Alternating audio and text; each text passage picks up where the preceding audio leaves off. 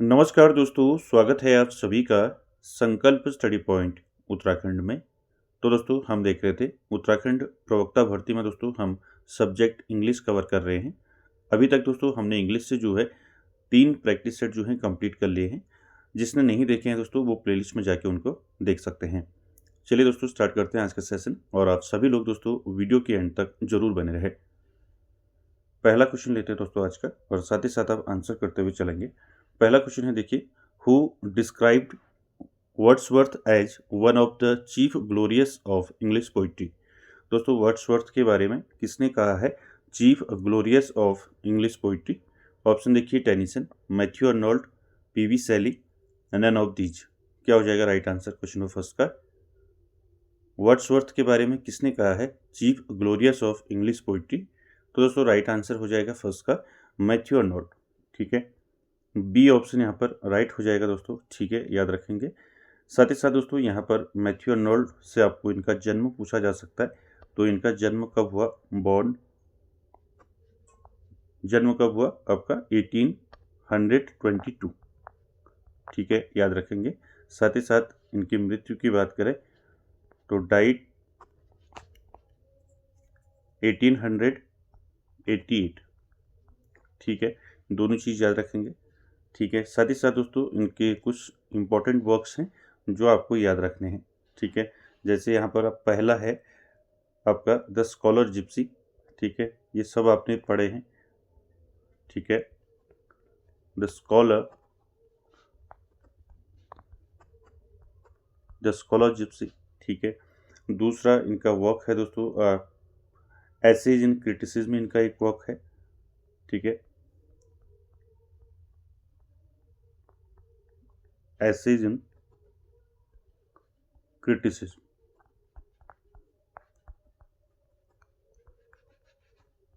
ठीक है, साथ ही साथ इनका एक वर्क है डॉबर बीच, आप सभी ने पढ़ा होगा। क्या है? डॉबर बीच।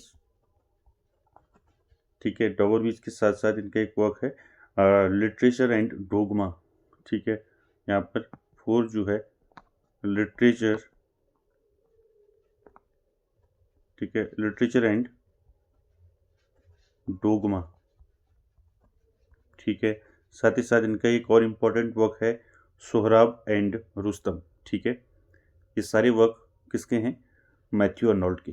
ठीक है, याद रखेंगे इनको। चलें आगे चलते हैं क्वेश्चन नंबर 2 पर। क्वेश्चन नंबर 2 का आंसर करेंगे, who said Wordsworth uttered nothing base. किसने कहा है? ऑप्शन देखिए, T S. Eliot, Tennyson, S T. Coleridge, none of these. क्या हो जाएगा राइट आंसर क्वेश्चन नंबर 2 का? Who said Wordsworth uttered nothing base. दोस्तों ये कहा है आपका टेनिसन ने। ठीक है, तो बी ऑप्शन यहाँ पर राइट आंसर हो जाएगा दोस्तों। ठीक है, अल्फ्रेड लॉर्ड टेनिसन। ठीक है, साथ जानते हैं आप जो टेनिसन है दोस्तों, ये आपके विक्टोरियन पोएट हैं। ठीक है, क्या है?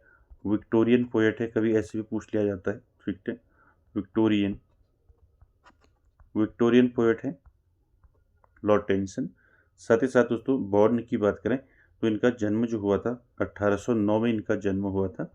ठीक है, और इनकी जो मृत्यु हुई थी दोस्तों वो हुई थी 1892 में, 1892 में इनकी मृत्यु हुई थी दोस्तों अल्फ्रेड लॉर्ड टेनिसन की। साथ ही साथ दोस्तों यहाँ पर इनसे काफ़ी सारे क्वेश्चन पूछे जाते हैं। जैसे आपका टेनिसन जो है पोएट लॉरिएट कब बने? तो पोएट लॉरिएट बने दोस्तों ये कब बने? 1850 में, 1850 में पोएट लॉरिएट। ठीक है, साथ ही साथ दोस्तों यहाँ पर इनके कुछ इंपॉर्टेंट वर्क्स आपको याद रखने हैं। जैसे आपका इन मेमोरियम है, मैंने बताया था आपको, इम्पोर्टेंट वर्क है इनका। इन मेमोरियम हो गया, द लेडी ऑफ सैलॉट हो गया। ठीक है, यूलिसेस हो गया, द प्रिंसेस हो गया। ठीक है, ब्रेक ब्रेक ब्रेक। ठीक है, ये सारे वर्क्स किसके हैं? अल्फ्रेड लॉर्ड टेनिसन के हैं। जैसे आपका द लोटस ईटर हो गया। ठीक है, क्रॉसिंग द बार हो गया।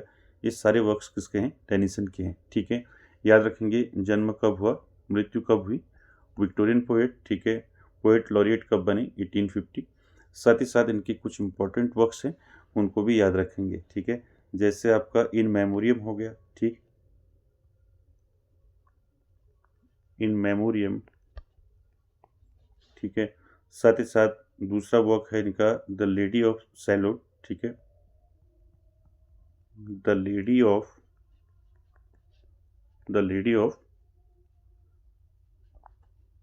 सैलोट, ठीक है, द लेडी ऑफ सैलोट, ठीक है। साथ ही साथ दोस्तों द प्रिंसेस इनका एक वर्क है, द प्रिंसेस, ठीक है, द प्रिंसेस, किसका वर्क है, ये भी आपका टेनिसन का है, ठीक है, ठीक है। तो सारे याद रखने हैं, ठीक है, टेनिसन के वर्क हैं। इन मेमोरियम हो गया आपका, लेडी ऑफ सैल्यूट हो गया, यूलिसेस हो गया, द प्रिंसेस हो गया, ठीक है। एक और है इनका क्रॉसिंग द बार हो गया, ठीक है। ये सारे वर्क्स किसके हैं, टेनिसन के हैं, ठीक है। Crossing the bar, crossing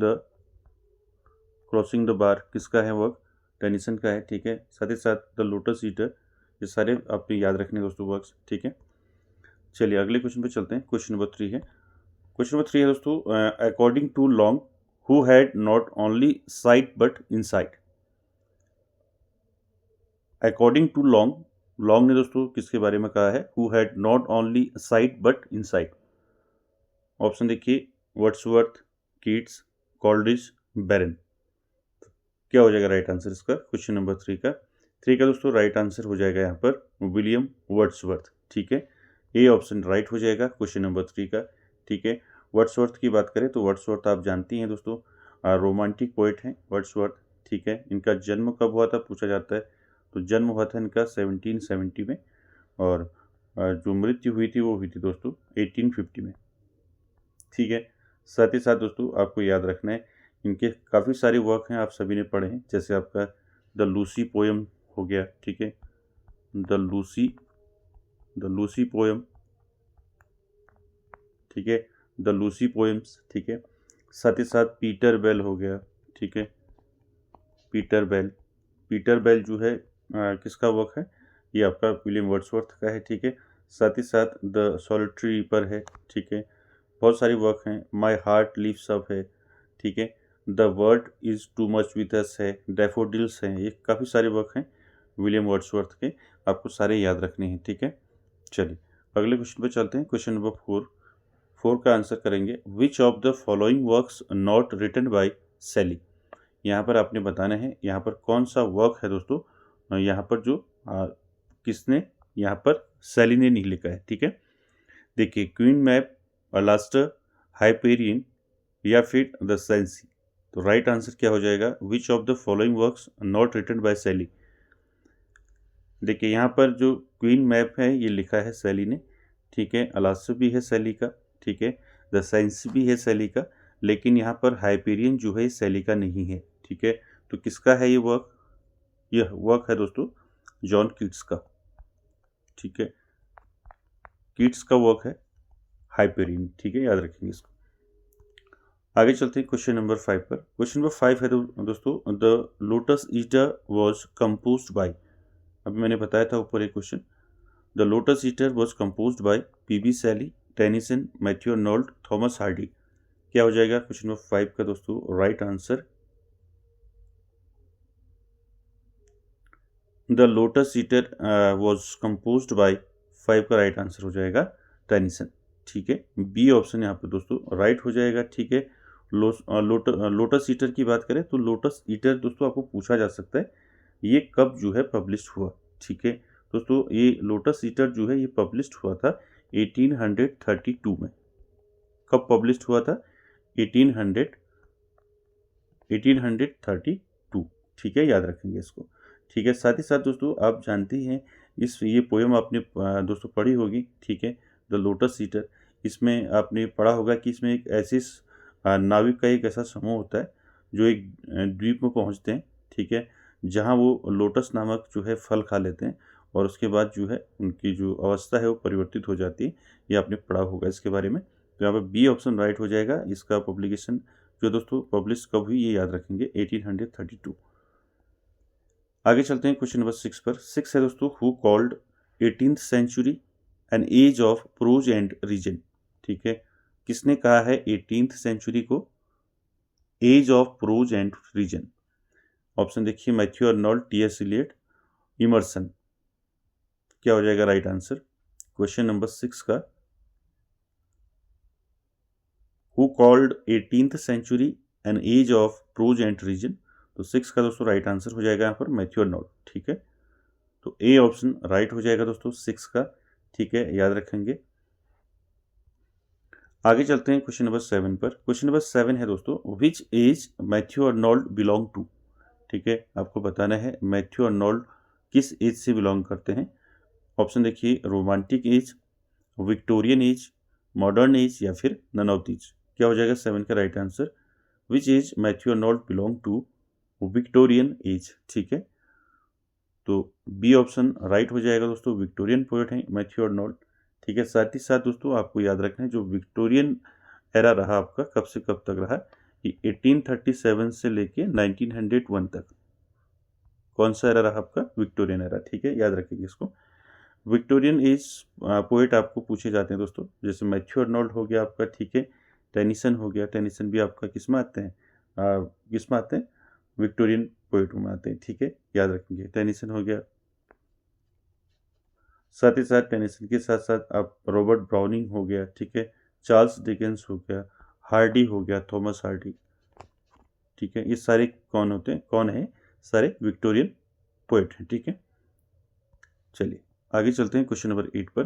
question number 8 है दोस्तों, T S. Eliot served as the director of which publishing house. ठीक है, आपको बताना है टी.एस. इलियट जो हैं ये डायरेक्टर ऑफ किस पब्लिशिंग हाउस के डायरेक्टर रहे, सर्व किया है।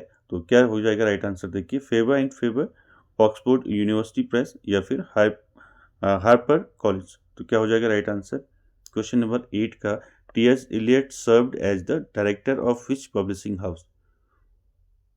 राइट आंसर हो जाएगा 8 का दोस्तों, फेवर एंड फेवर। ठीक है, तो यहाँ पर ए ऑप्शन राइट हो जाएगा क्वेश्चन नंबर 8 का। बात करें टी.एस. इलियट की दोस्तों, तो टी.एस. इलियट से आपको याद रखना है, टी.एस. इलियट बॉर्न पूछा जाएगा दोस्तों। मैं हर राइटर का आपको बता रहा हूँ, आपको याद रखना है इनको। ठीक है, बॉर्न 1888। ठीक है, और इनकी जो मृत्यु हुई थी कब हुई थी,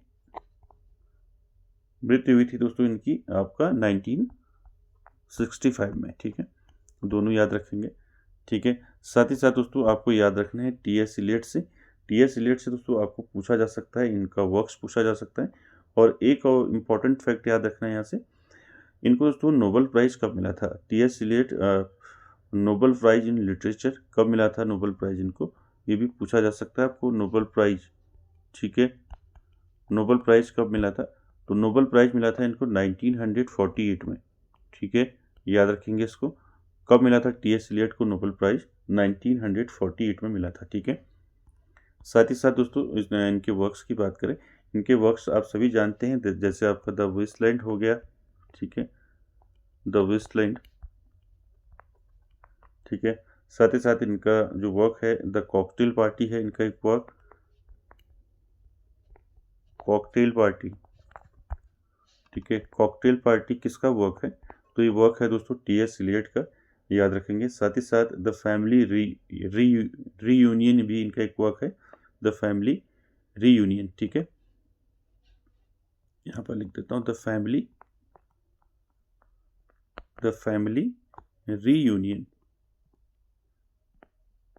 ठीक है, द फैमिली रीयूनियन किसका वर्क है, ये भी आपका टी.एस. इलियट का है। तो सारे दोस्तों इनके वर्क्स याद रखेंगे। चलिए आगे चलते हैं क्वेश्चन नंबर 9 पर। क्वेश्चन नंबर 9 है दोस्तों, टी.एस. इलियट ऐसे tradition and the individual talent published in. आपको बताना है टी.एस. इलियट का ऐसे है दोस्तों, tradition and the individual talent, ये कब पब्लिश्ड हुआ ये बताना है। ऑप्शन देखिए, 1919, 20, 1933 या फिर 1922।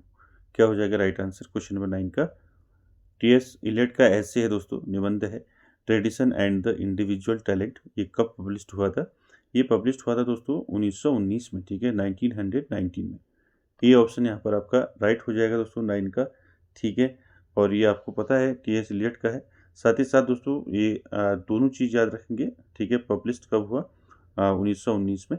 ठीक है, और किसने लिखा है ये भी पूछ लिया जाता है, तो टी.एस. इलियट, दोनों याद रखेंगे। ठीक है, चलिए अगला क्वेश्चन है क्वेश्चन नंबर 10। 10 है दोस्तों the poem the gift outright, ठीक है, इज, आपको बताना है जो पोएम है द गिफ्ट आउटराइट ये कैसी पोएम है, लव पोएम है, नेचर पोएम है, या फिर मॉर्नफुल पोएम है, या फिर पैट्रियोटिक पोएम है। तो क्या हो जाएगा right answer, the gift outright. तो राइट आंसर हो जाएगा इसका जो गिफ्ट आउटराइट है दोस्तों, ये है आपका पैट्रियोटिक पोएम, ठीक है। तो यहाँ पर ये एक देशभक्ति पोएम है दोस्तों, ठीक है। द गिफ्ट आउटराइट याद रखेंगे दोस्तों, ये किसका वर्क है, तो ये वर्क है दोस्तों रिटन बाय रॉबर्ट फ्रॉस्ट, ठीक है, रॉबर्ट फ्रॉस्ट,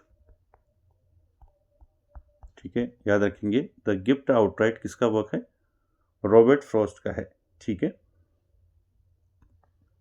चलिए आगे चलते हैं क्वेश्चन नंबर 11 पर।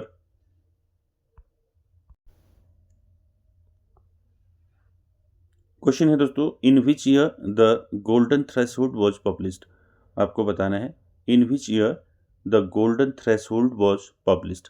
ऑप्शन देखिए 1912, 1917, 1905 या फिर 1961। क्या हो जाएगा right answer, in which year the golden threshold was published. दोस्तों आप सभी जानते हैं द गोल्डन थ्रेशोल्ड दोस्तों किसने लिखा है इसको, was written by Sarojini Naidu, ठीक है। तो 11 का राइट आंसर क्या हो जाएगा, राइट आंसर हो जाएगा 1905, ठीक है, सी ऑप्शन राइट हो जाएगा।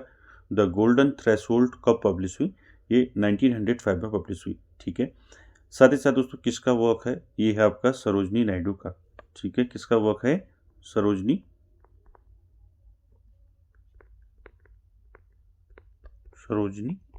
नायडू, ठीक है, सरोजिनी नायडू का वर्क है द गोल्डन थ्रेशोल्ड दोस्तों आप जानते हैं, ठीक है। साथ ही साथ इसकी थीम पूछी जा सकती है, ठीक है। तो इसकी थीम है दोस्तों क्या है, इसकी थीम है लव, ठीक है, थीम है इसका लव, लॉस एंड नेचर, ठीक है, याद रखेंगे। साथ ही साथ दोस्तों यहाँ पर आपको पता होगा दोस्तों द गोल्डन थ्रेशोल्ड दोस्तों आपको पता होगा कि ये आपका डिवाइडेड है 3 पार्ट में, 3 सेक्शन में। तो 3 सेक्शन भी इसके पूछ लिए जाते हैं कभी, तो याद रखेंगे, ठीक है। द गोल्डन थ्रेशोल्ड, ठीक है, the golden threshold work divided into 3 section, ठीक है, 3 सेक्शन में जो है इसको बांटा गया है, ठीक है। सेक्शन में कितने सेक्शन में बांटा गया है, 3। कौन कौन से हैं 3 सेक्शंस के, पहला है आपका फोक सॉन्ग्स, फोक सॉन्ग्स, दूसरा सॉन्ग्स फॉर म्यूजिक,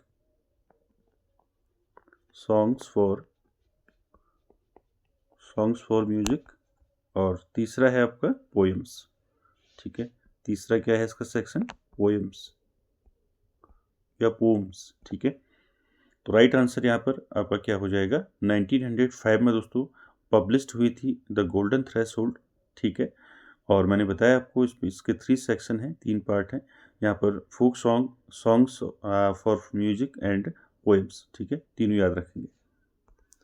चलिए आगे चलते हैं क्वेश्चन नंबर 12 पर। क्वेश्चन नंबर 12 है दोस्तों अ snake is a famous poem appeared in, आपको बताना है स्नेक जो पोएम है ये किस में अपीयर हुई थी, ठीक है। देखिए द स्टाइडर्स, रिलेशंस, सेकंड साइट या फिर द ब्लैक हैंड। क्या हो जाएगा right answer, a snake is a famous poem appeared in, 12 का राइट आंसर हो जाएगा 12 का द स्टाइडर्स, ठीक है। द स्ट्राइडर्स दोस्तों ये किसने लिखा है, ठीक है, तो आप जानते हैं किसने लिखा है, रिटन बाय A.K. रामानुजन, ठीक है, A.K. रामानुजन,